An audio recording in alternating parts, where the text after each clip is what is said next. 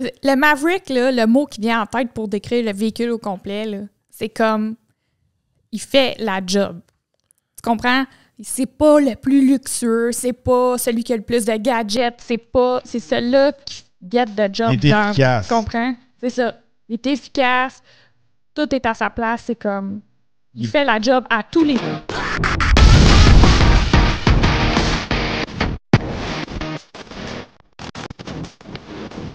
Bienvenue au Talk Podcast. Aujourd'hui, on vous parle de notre essai routier du Ford Maverick hybride.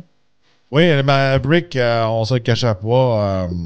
C'est un de nos véhicules préférés ici au podcast. Je pense que c'est le 4e ou 5e Maverick. On les a pas mal tous essayés. On a essayé un Lariat avec le 2 litres EcoBoost. On a essayé un hybride XL.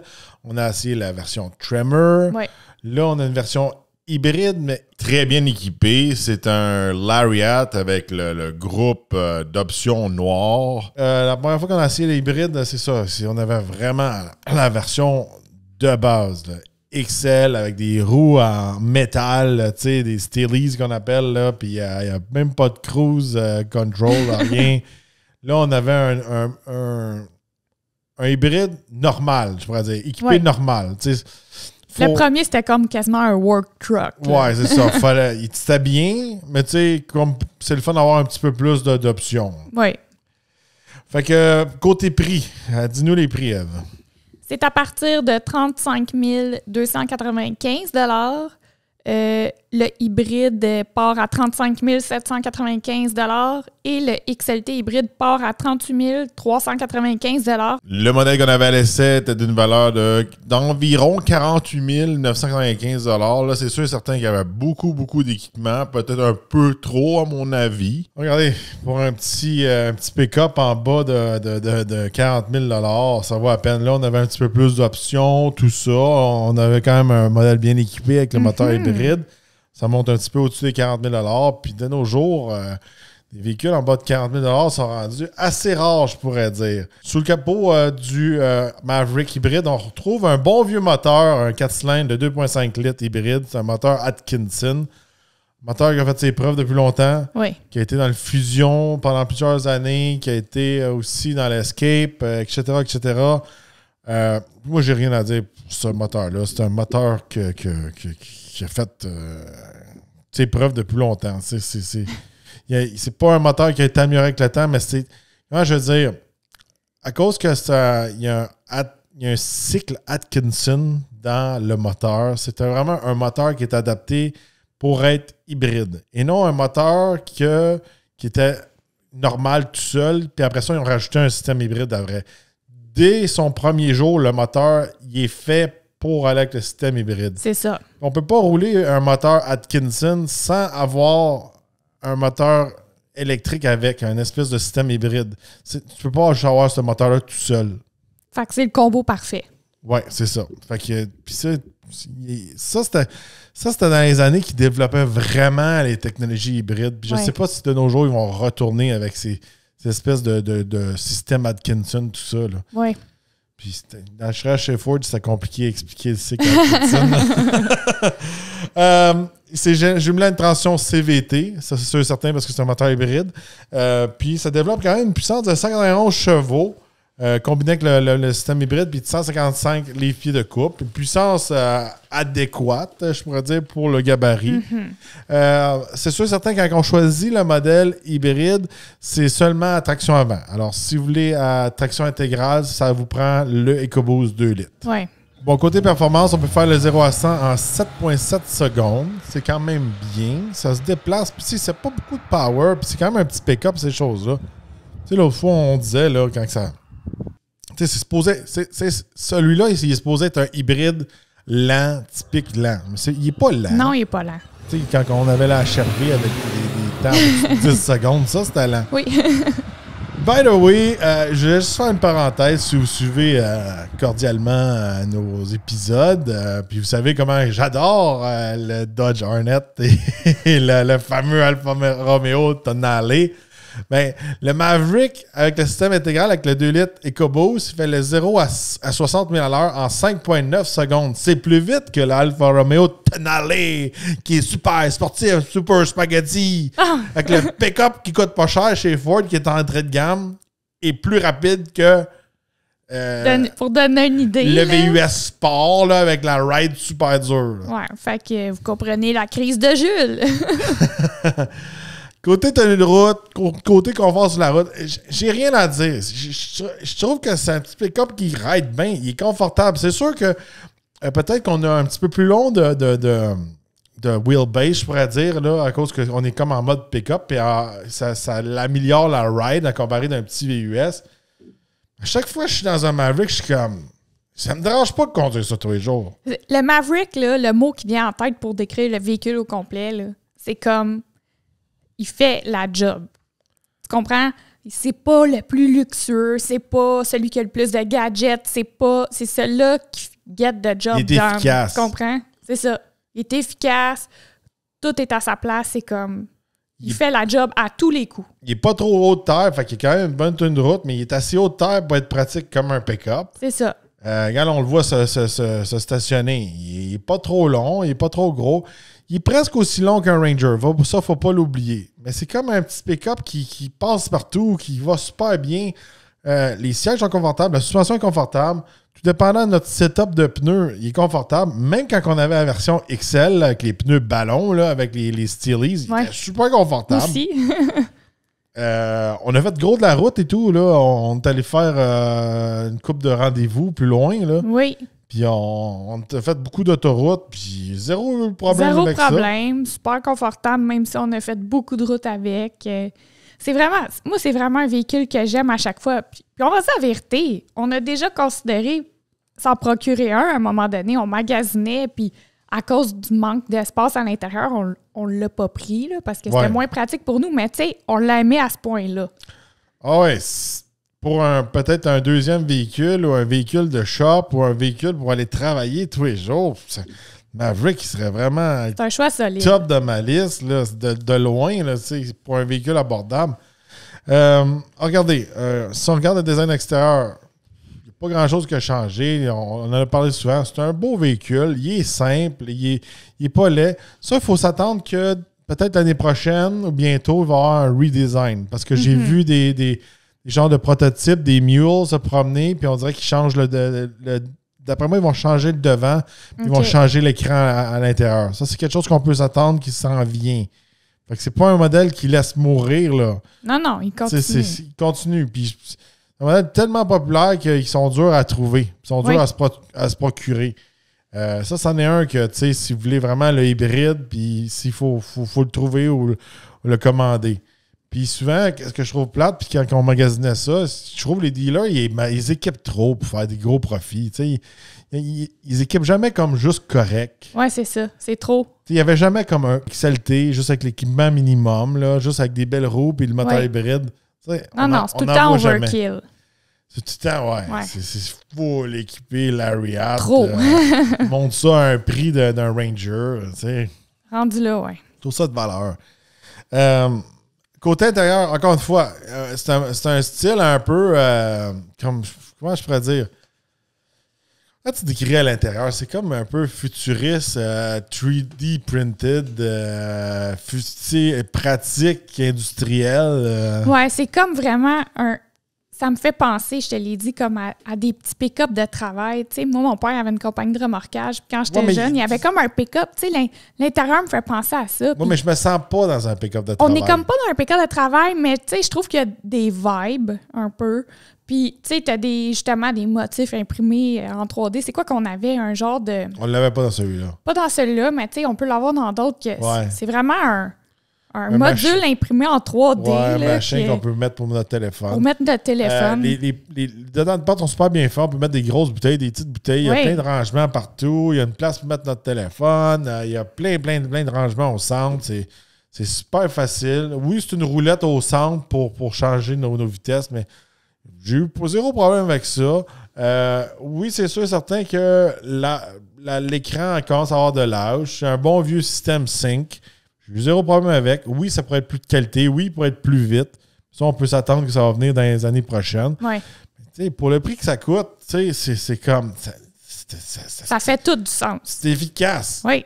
C'est efficace. Puis je plug mon téléphone, tout le kit, tout allait bien, puis il n'y avait rien de compliqué. Puis Apple CarPlay, Android Auto sans fil. Puis, tout était super tout fonctionnel. était là, tout marchait bien. Quand tu passais à l'arrière, on est un petit peu coincé. C'est pas très spacieux. Non, c'est ça. Puis comme j'ai dit tantôt, c'est une des raisons pourquoi finalement on n'avait pas opté pour ce type de véhicule-là. Mais on s'en attend dans un petit pick-up comme ça. Mais c'est pas horrible. Là. C'est sûr. Non. On peut facilement être 4 dedans, puis il y a en masse de place. Ouais, là, tu peux pas être 4 comme Jules. Non. Tu peux être 4 normal. On va serrer. On en a déjà eu un bien équipé comme ça. L'intérieur, il ressemble vraiment beaucoup à un Bronco Sport. Là. C'est ça que j'aime. Ouais, regardez la console au centre. Là. Ici, tu peux mettre un autre téléphone. Là, tu peux mettre ton téléphone pour qu'il recharge sans fil. Là, on a tous nos contrôles ici, tout dépendant de nos options, qui peut venir vraiment contrôler, mettons, Hill Descent Assist ou nos modes de conduite, tout ça. Ça dépend de notre équipement qu'on a dedans. Mais tout est simple. Tous les pitons sont à bonne place. Il n'y a pas de gogos. Puis il y a beaucoup de rangements. Regarde, il y a un autre rangement là. Ouais, il y en a pour un mettre là. les collations. Moi, je mettais mes collations là, les clés là. C'était vraiment pratique. Regarde, il y a une place pour mettre tes lunettes en arrière de l'écran. Regarde en arrière, regarde. Ce sont 2 gars. Ça vous donne une impression. Regarde, ça donne une gogos imprimée en 3D. Là. Un cup holder là, que tu peux mettre en arrière. Tu peux rajouter ça. Regarde, là, il y a 2 gars normaux là, qui rentrent un en arrière de l'autre. Ça rentre. Tu vois, ça, c'est comme 2 gars de 5 pieds 7, mettons. Pas des monstres, là. Non.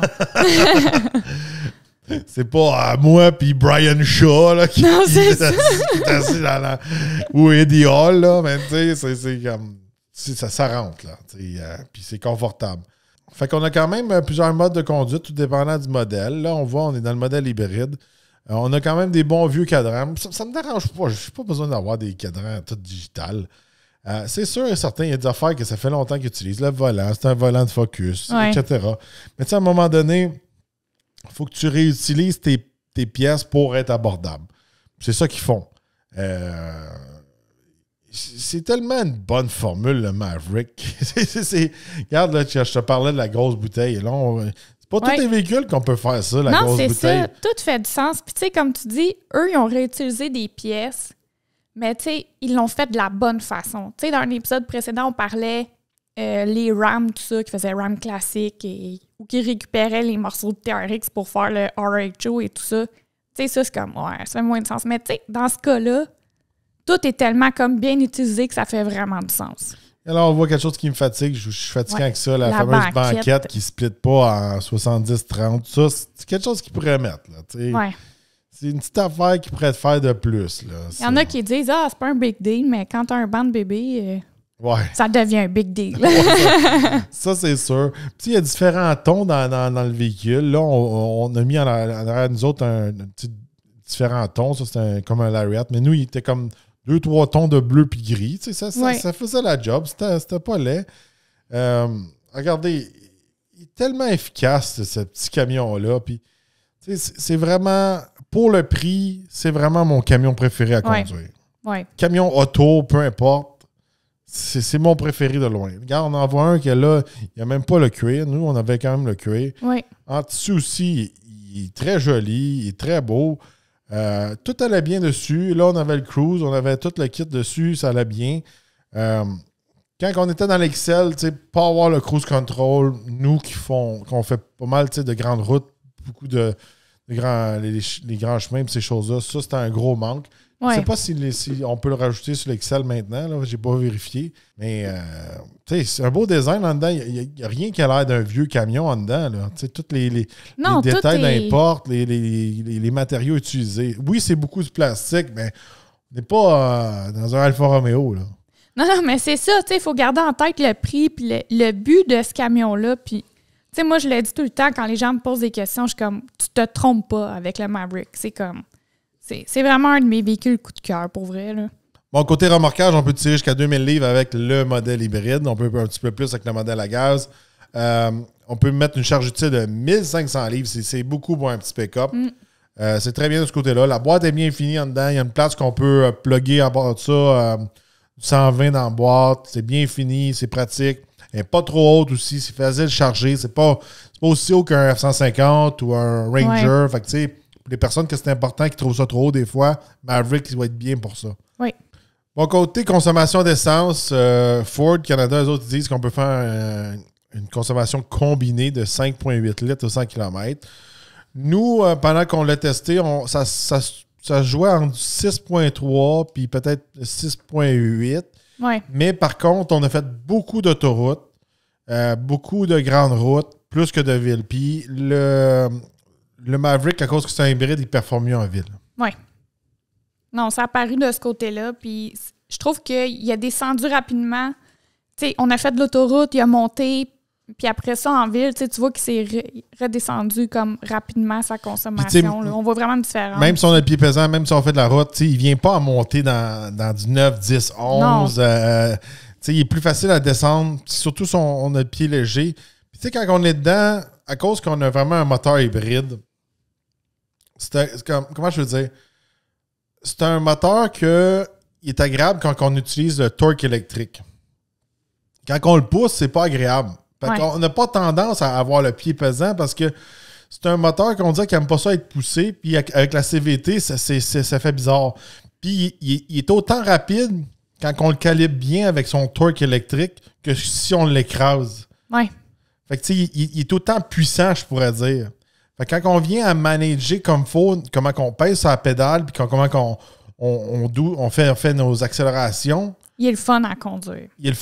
Puis il vient quand même vite aussi à décoller à des lumières. Il est pas slow, il est pas vache. Il y a certains véhicules, des fois, même si on a de la puissance, des fois, on dirait qu'ils ont de la misère à décoller.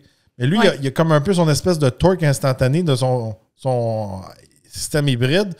Puis il est vraiment le fun à faire du stop and go, je pourrais dire. En ville, là, faire des stops, des lumières rouges.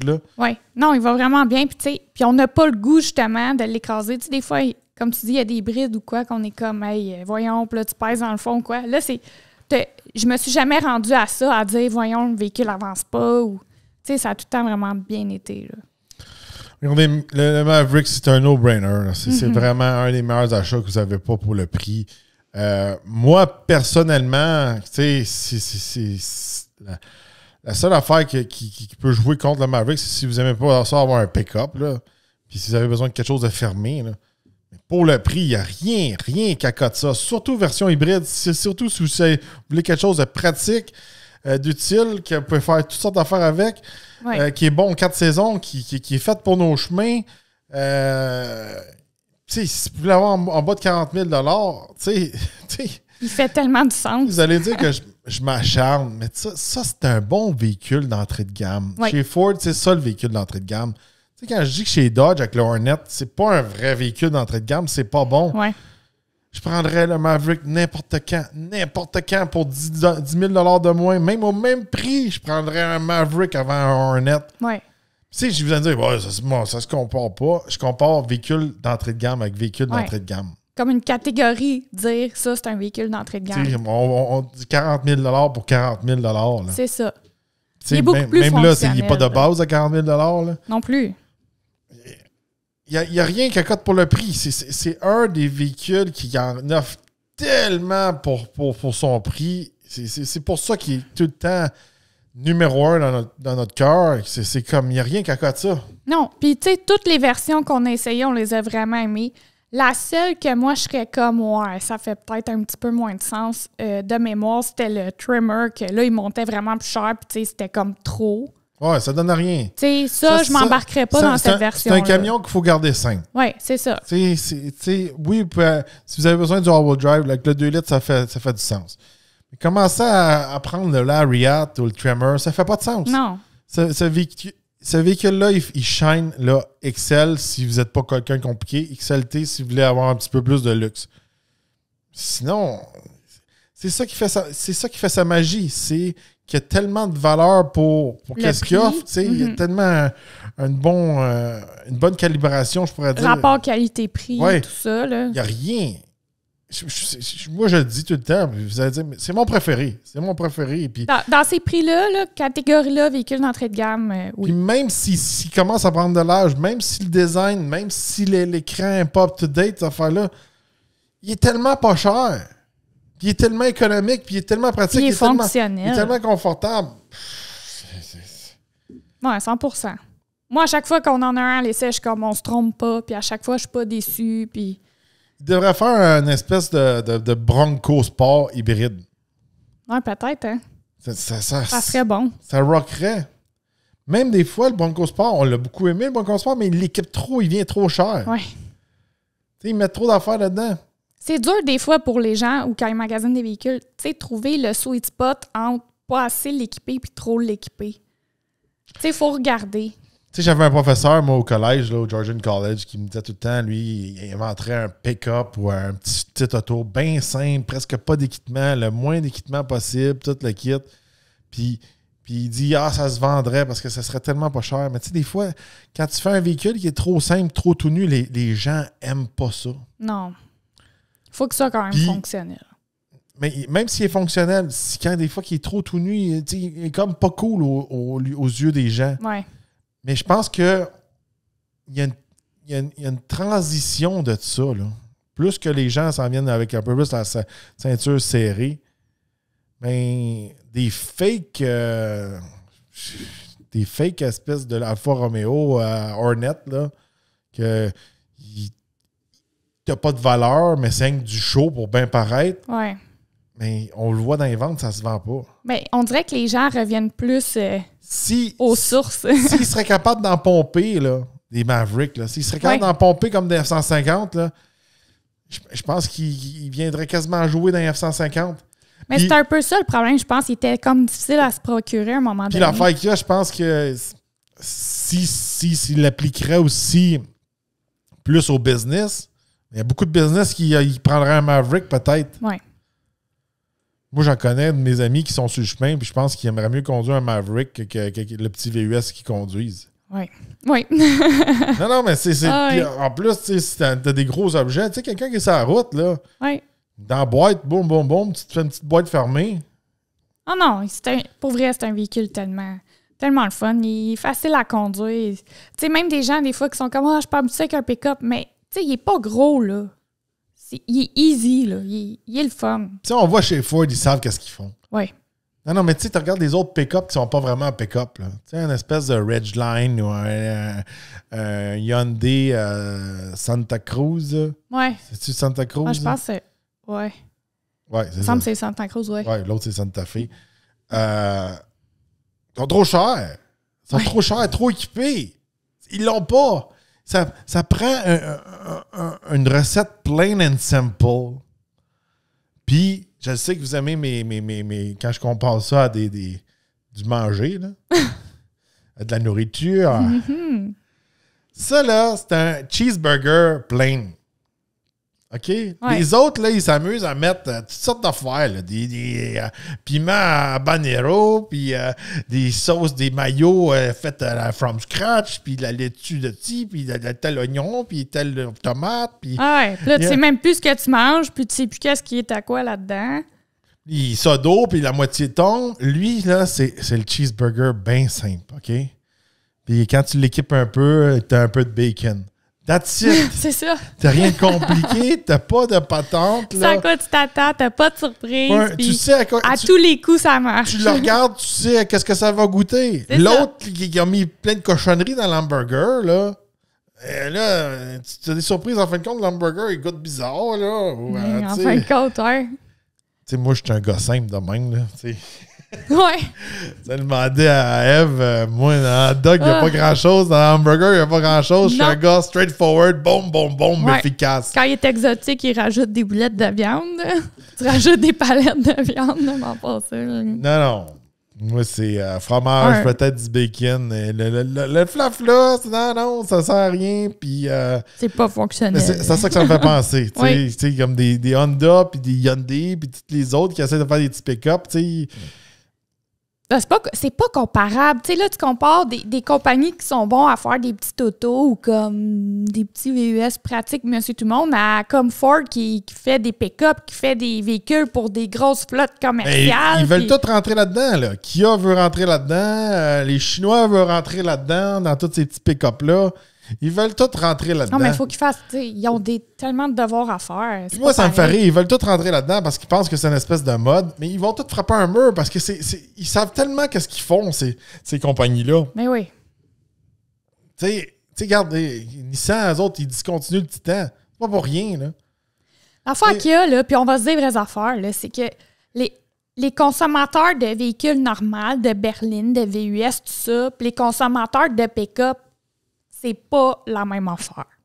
Souvent, les gars avec des pick-up, ils travaillent, ils ont des besoins spécifiques, ils connaissent ça. C'est pas la même clientèle. C'est comme chez Mercedes, les clientèles de Sprinter puis les clientèles Mercedes C300. C'est pas la même game. Tu sais, regarde, je vais donner une parenthèse vite fait, puis on n'en parle pas souvent. Tu sais, juste le Tacoma. Le Tacoma est extrêmement simple. T'as tellement super old school. Là, ils ont rajouté tellement d'affaires dans les nouveaux Tacoma, puis le prix a tellement monté. On dirait qu'ils viennent tous d'enlever la magie du Tacoma. Ouais. Tu sais, des fois, la simplicité est de mise. C'est ça. Puis le côté abordable est bon.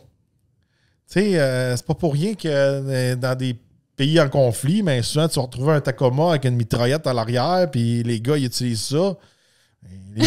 Les nouveaux avec les systèmes hybrides, puis 10 000 affaires dedans. Ouais, je suis pas sûr qu'ils vont se rendre dans ce bout-là. Je sais pas si ça va bien marcher avec la mitraillette. C'est ça. Alors, dites-nous, qu'est-ce que vous pensez du Maverick dans les commentaires? Est-ce que c'est un peu...